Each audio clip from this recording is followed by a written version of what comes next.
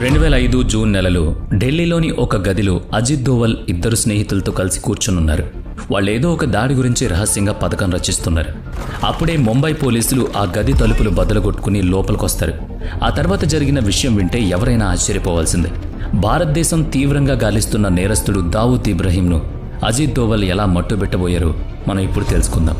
1993లో ముంబైలో జరిగిన బాంబు పేలుళ్లలో 257 మంది ప్రాణాలు కోల్పోయారు. అలాగే 750 మందికి పైగా తీవ్రంగా గాయపడ్డారు. ఈ పేలుళ్ల వెనుక ఉన్న ప్రధాన సూత్రధారి దావూద్ ఇబ్రహీం. అప్పటికే దావూద్ భారతదేశం నుంచి పారిపోయాడు. పాకిస్తాన్ గూఢచార సంస్థ ISI రక్షణలో కరాచీలో ఒక రాజుగా జీవిస్తున్నాడు. భారత ప్రభుత్వం పాకిస్తాన్కు ఎన్నో నివేదికలు పంపింది. దావూద్ అక్కడే ఉన్నాడని ఆధారాలు కూడా ఇచ్చింది. కానీ పాకిస్తాన్ మాత్రం ఎప్పట్లాగే ఆ విషయాన్ని అంగీకరించలేదు. దీంతో భారతీయ గూఢచార సంస్థల్లో తీవ్ర నిరాశ. దౌత్యపరమైన చర్చలు, కాగితాలపై జరిగే పనులతో దావూద్ను వెనక్కి తీసుకురావడం అసాధ్యమని వాళ్ళకు అర్థమైంది. ఇలాంటి నిరాశ సమయంలో ఒక వ్యక్తి మాత్రం ఇనుమును ఇనుముతోనే వంచాలి అని నమ్మాడు. ఆ వ్యక్తే భారతదేశపు అత్యుత్తమ గూఢచారి అజిత్ దోవల్. అప్పటికి ఆయన నిఘా విభాగం అధిపతి పదవి నుంచి పదవి విరమణ పొందారు. కానీ ఒక గూఢచారికి ఎప్పుడూ విశ్రాంతి ఉండదు. దోవల్ వృత్తి జీవితం చాలా భిన్నంగా ఉండేది. ఆయన ఎప్పుడూ పాత పద్ధతుల్ని గుడ్డిగా పాటించలేదు. 1988లో బ్లాక్ థండర్ దాడుల సమయంలో ఆయన స్వయంగా ఒక రిక్షా కార్మికుడిగా మారి గుడి చుట్టూ తిరిగారు. మిజోరాంలో తీవ్రవాద నాయకుడు లాలింగా అనుచరులను తన మాటలతోనే మార్చి భారతదేశం వైపు మొగ్గు చూపేలా చేశారు. అజిత్ దోవల్ చాలా కాలం దావూద్ను పట్టుకోవడానికి ప్రణాళికలు రచిస్తున్నారు. తన రహస్య సేవల సమయంలో ఆయన పాకిస్తాన్లో చాలా ఎక్కువ కాలం గడిపొచ్చారు. దావూద్ గురించి ఆయనకు చాలా విషయాలు తెలుసు కూడా. అతన్ని పట్టుకోవడానికి ఎన్నోసార్లు పథకాలు సిద్ధం చేశారు. కానీ హోం మంత్రిత్వ శాఖ నుంచి ఆయనకు అనుమతి దొరకలేదు. పరాయి దేశం గడ్డ మీదకు వెళ్లి దాడులు చేయడం ప్రభుత్వానికి చాలా పెద్ద సమస్యగా మారే అవకాశం ఉంది.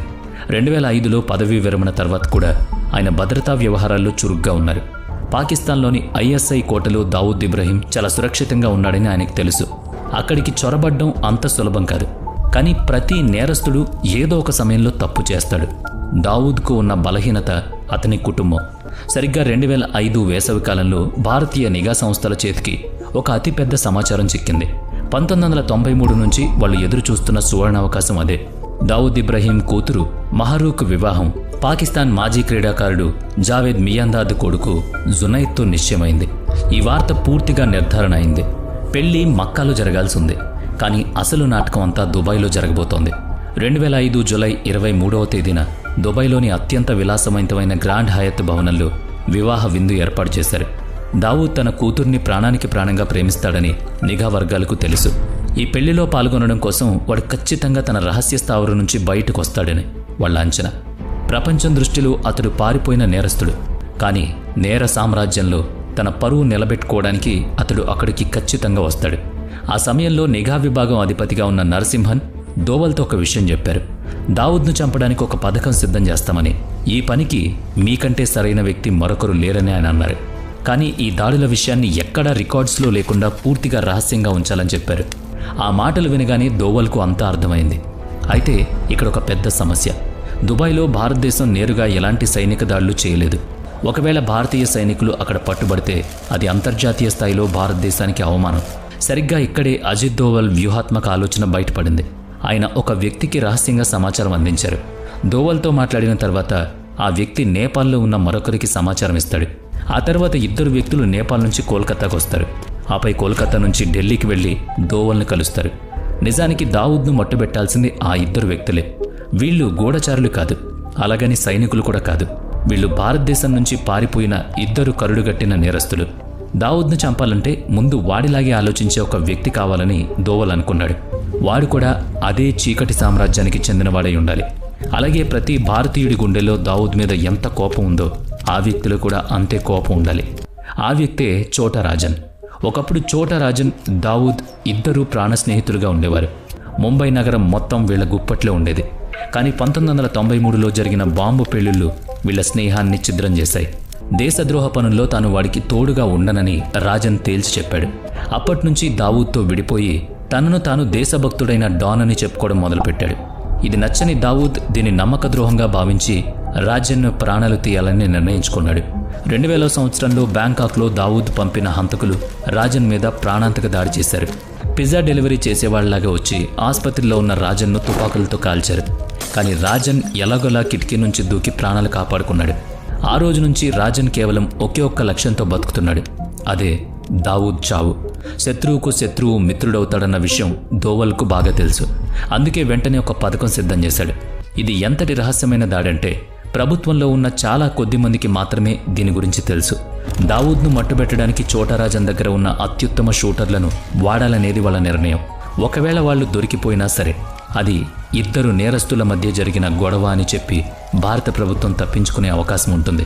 నిఘా విభాగం అధికారులు చోటా రాజన్ను సంప్రదించి తమ పథకం మొత్తం వివరించారు.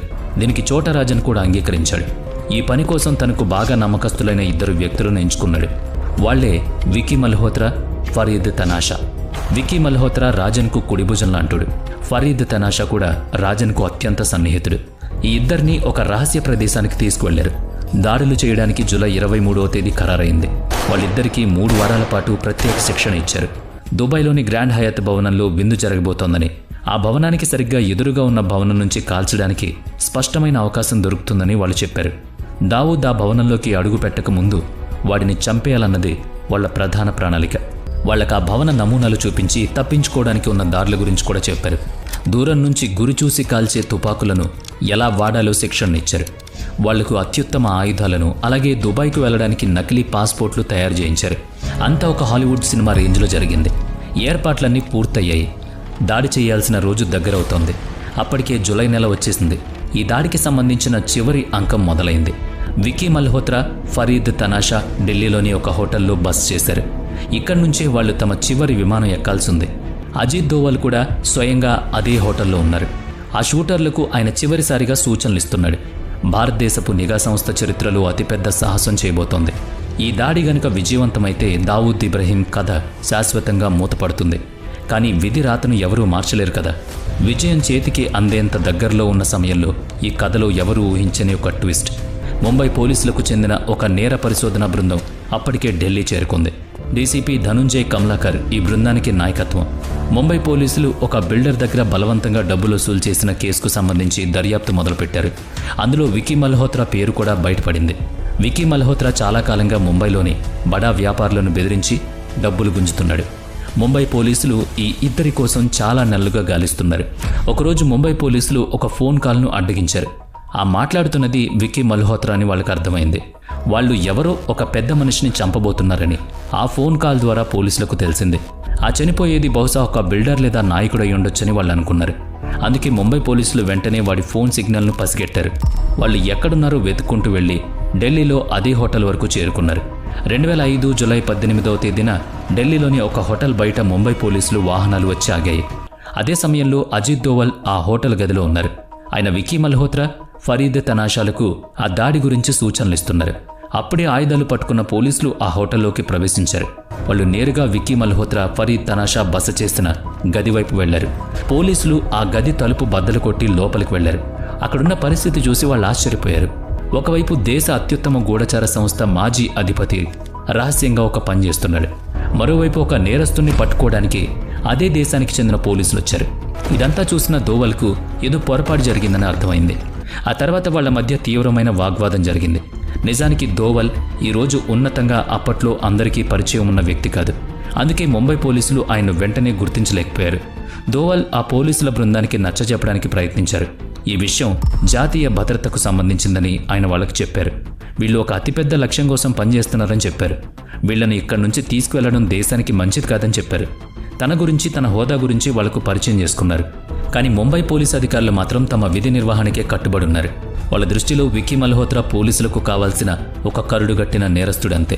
అప్పుడు దోవల్ వాళ్ళ పై అధికారులతో తనను మాట్లాడించమని కోరాడు. ఆ తర్వాత దోవల్ పోలీసు ఉన్నతాధికారి మీరా బోర్వంకర్తో ఫోన్లో మాట్లాడారు. దోవల్ ఆమెకు తన గురించి పరిచయం చేసుకున్నారు. వాళ్ళు ఒక రహస్య పనిలో ఉన్నామని, దయచేసి వాళ్ళను వదిలేయమని చెప్పారు. ఆ తర్వాత మీరా ముంబైలోని నిఘా విభాగానికి చెందిన ఒక పెద్ద అధికారికి ఫోన్ చేశారు. నిజంగా అలాంటి రహస్య పథకం ఏదైనా నడుస్తోందా అని ఆయన అడిగారు. కానీ ఆ అధికారి అలాంటిదేం లేదని చెప్పారు. ఎందుకంటే అది అత్యంత రహస్యంగా జరుగుతున్న పని కాబట్టి. ఆయన కూడా ఆ విషయం గురించి తెలియదు. ఆ తర్వాత మీరా మళ్లీ అజిత్ దోవల్తో ఫోన్లో మాట్లాడారు. వికీ మల్హోత్రా, ఫరీద్ తనాషాలను విడిచిపెట్టడం కుదరదని చెప్పారు. చివరకు ముంబై పోలీసులు దోవల్ మాట వినలేదు. వాళ్ళు విక్కీ మల్హోత్రా, ఫరీద్ తనాషాలను అరెస్ట్ చేశారు. వాళ్ళ దగ్గర దొరికిన భవన నమూనాలు, పత్రాలు, ఆయుధాలను పోలీసులు తీసుకున్నారు. వాళ్లకు బేడీలు వేసి అక్కడి నుంచి తీసుకువెళ్లారు. వాళ్ళను ముంబైకి తీసుకువెళ్లడానికి ఢిల్లీ విమానాశ్రయానికి తరలించారు. వాళ్ళు ఆ హోటల్ నుంచి బయటకు రాగానే దావూద్ను చంపాలన్న పథకం పూర్తిగా విఫలమైంది.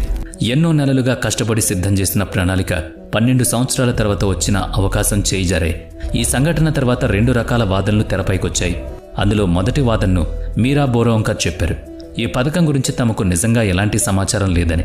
కానీ మాజీ హోంశాఖ కార్యదర్శి ఆర్కే సింగ్ ఒక ముఖాముఖిలో సంచలన విషయం బయటపెట్టారు. ముంబై పోలీసులో కొందరు అధికారులు దావూద్ ఇబ్రహీం దగ్గర లంచాలు తీసుకున్నారని ఆయన ఆరోపించారు. భారతదేశ పోలీసుల్లో దాక్కున్న దేశద్రోహులే మన అతిపెద్ద శత్రువులన్నారు. అయితే ఈ దాడి గురించి అజిత్ దోవల్ని అడిగినప్పుడు ఆయన దాన్ని పూర్తిగా తోసిపుచ్చారు. ఆ రోజు తాను ఇంట్లో కూర్చుని ఫుట్బాల్ ఆట ఆడుకుంటున్నానని, నిజం ఏదైనా అది పొరపాటు అయినా, దేశద్రోహం అయినా జరిగిన నష్టం మాత్రం ఒక్కటే. 2005 జూలై 23వ తేదీ సాయంత్రం దుబాయ్లోని గ్రాండ్ హయత్ భవనంలో వివాహ విందు జరిగింది. అతిథులొచ్చారు, విందు పూర్తయింది. దావూద్ కూడా వచ్చాడు. కానీ చాలా రహస్యంగా వచ్చి ప్రాణాలతో సురక్షితంగా వెళ్లిపోయాడు. ఈ సంఘటన తర్వాత విక్కీ మల్హోత్రా, ఫరీద్ తనాషా జైలుకు వెళ్లాల్సి వచ్చింది.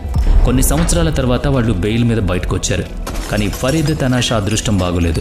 2010లో అతడు తన ఇంట్లో ఉండగా చోటా రాజన్కు వ్యతిరేకంగా ఉన్న ఒక వర్గం వాళ్ళ ఇంట్లోకి చొరబడి అతన్ని చంపేసింది. విక్కీ మల్హోత్రా ఈ రోజుకు ఆ చీకటి సామ్రాజ్యంలో ఎక్కడో అదృశ్యమయ్యాడు.